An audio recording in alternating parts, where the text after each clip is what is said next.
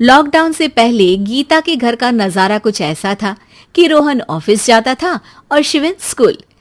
जिनके घर से जाने के बाद गीता काम खत्म करके बाकी समय आराम करती थी। लेकिन लॉकडाउन के बाद ऑफिस और स्कूल घर में ही खुल गए और इससे गीता का हाल वो तो आपको देखने में ही मजा आएगा। शिविन, ओ शिविन, महाराज उठने के लिए क्या 21 तोपों की सलामी लेंगे? अरे बिस्तर से बाहर निकल, ऑनलाइन क्लास स्टार्ट होने वाली है। अरे तुम भी हद करती हो, स्पीकर की तरह चिल्लाने की क्या जरूरत है? दिख नहीं रहा मेरी कॉन्फ्रेंस चल रही है। अब कैमरा और स्पीकर ऑन कर रहा हूं, मुझे कोई शोर नहीं चाहिए। इस पर जैसे ही रोहन लैपटॉप का कैमरा और स्पीकर ऑन करता है तभी कुकर की सीटी बजती है। करा लो अब इसे चुप। लॉकडाउन नहीं हुआ, मेरी मौत का फरमान जारी हो गया। दोनों बाप बेटे ने नाक में दम किया हुआ है। ऐसा बोलकर गीता वहां से शिविन के कमरे में पहुंच जाती है, जहां शिविन अभी भी सो रहा होता है। ओ आलसी, अब अगर 5 मिनट में नहीं उठाना तो आज तेरा गेम और यूट्यूब कैंसिल। माँ की बात सुनकर शिविन बिना 1 मिनट गंवाए उठ खड़ा होता है। उठ गया, अभी नहाकर भी आता हूँ। ये नाटक कहीं और, मुंह पर गीला कपड़ा मार और पढ़ने बैठ। शिविन की ऑनलाइन क्लास स्टार्ट हो जाती है, जिस पर गीता उसे वहां बिठाकर रसोई में चली जाती है। थोड़ी देर में उसे कमरे से कुछ आवाज सुनाई देती है, जिसे सुनकर वो कमरे में वापस आती है। हाय राम, तुझे क्लास अटेंड करने के लिए बोला था, कैमरा ऑफ करके बिस्तर पर नाचने के लिए नहीं बोला था।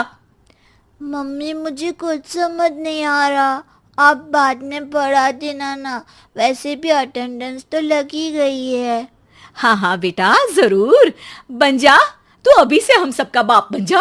अरे नहीं मतलब कहाँ से लाते हो इतना दिमाग, और पढ़ाई करते हुए ये चला कहाँ जाता है?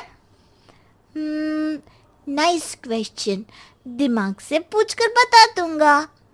शिविन की बातों से परेशान होकर गीता उसे मारने के लिए जैसे ही आगे बढ़ती है तभी वो कमरे से बाहर भाग जाता है।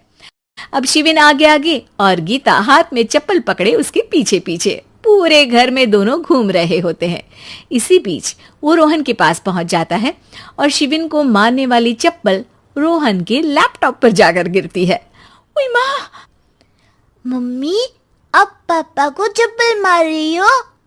वो आज तक के रिपोर्टर, चुपचाप जाकर क्लास अटेंड कर ले, नहीं तो अगली तेरे पीछे लगेगी।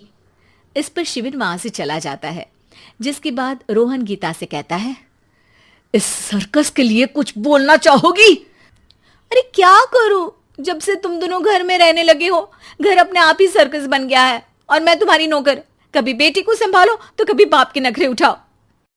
इन्हीं सब उथल पुथल में दिन बीतते रहते हैं, जिसमें हर रोज घर के अंदर कुछ नया सियप्पा खड़ा मिलता है, जो ज्यादातर शिविन और रोहन के ऑनलाइन स्कूल और ऑफिस से रिलेटेड ही होता है। एक सुबह, शिविन चल उठ, आज की क्लास जल्दी है। कैमरा ऑफ करके आप अटेंड कर लो। अरे ऐसे छित्तर पड़ेंगे, दादी नानी सब एक साथ याद आ जाएंगी। गीता की लाख मशक्कतों के बाद क्लास तो खत्म हो जाती है, लेकिन उसके बाद शिविन फोन इस्तेमाल करते हुए इंस्टाग्राम रील बनाने लगता है। रसोड़े में कौन था? तुम थी, मैं थी, कौन था? कौन था? हाँ, मैं गरीब हूँ। अरे ओ गरीब के बेटे, आजा, मैं बनाती हूँ तुझे गरीब। मैं बताती हूँ रसोड़े में कौन था। पढ़ाई करने बोलो तो इनकी माँ मर जाती है, और ये पागलपंतियां जितनी मर्जी करा लो। गीता शिविन को डांट रही होती है, तभी रोहन बीच में बोल पड़ता है। अरे बच्चा ही तो है, इतना गुस्सा क्यों कर रही हो? बेटे का साथ देने की इसी एक कोशिश में अब शिविन के साथ साथ रोहन भी गीता के गुस्से की सूली पर चढ़ जाता है। अगर बेटे पर इतना ही प्यार आ रहा है तो इसे क्लास अटेंड क्यों नहीं कराते, इसका होमवर्क क्यों नहीं कराते? उस समय तो बहुत जल्दी मीटिंग आ जाती है, वो काम मैं करूं और यहाँ इस बेफिजुली की चीज में तरफदारी करके बन जाओ महान। हे भगवान, कोई तो इनके ऑफिस और स्कूल खुलवाओ, मैं इन्हें और घर में नहीं सह सकती। अरे कुछ और मांग लेती, क्योंकि तुम्हारी ये विश इस साल तो पूरी होने से रही, कोरोना। हाय नास पिटे ने जिंदगी ही बर्बाद कर दी। खाए कोई पचाए कोई, कल मुझे चुन चुन कर सबको मेरी बद्दुआ लगेगी। उन्होंने दुनिया का और इन बाप बेटे दोनों ने मेरा जीना मुश्किल कर दिया। गीता वहां से चली जाती है, जिसके बाद रोहन शिविन से कहता है, अरे तुम्हारी मम्मी इतनी भड़की हुई क्यों है? आपकी वजह से पूरा समय घर में रहते हो और उस पर कोई काम कराने की जगह बस ऑर्डर देते रहते हो। अच्छा बेटे, सारा इल्जाम मुझ पर, पूरा दिन तो वो तुम पर ही चिल्लाती है।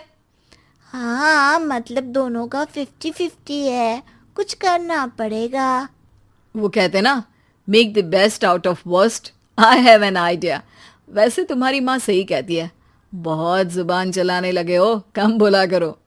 अगली सुबह रोहन और शिविन अपनी गलती को सुधारने के लिए गीता के उठने से पहले घर का आधा काम खत्म कर देते हैं, जिसे देखकर गीता खुश हो जाती है और फिर बाकी बचा काम वो तीनों मिलकर पूरा कर लेते हैं। जिसके बाद अब वो सब मिल बांट कर हर काम में एक दूसरे की मदद करते हुए लॉकडाउन का मजा लेने लगते हैं।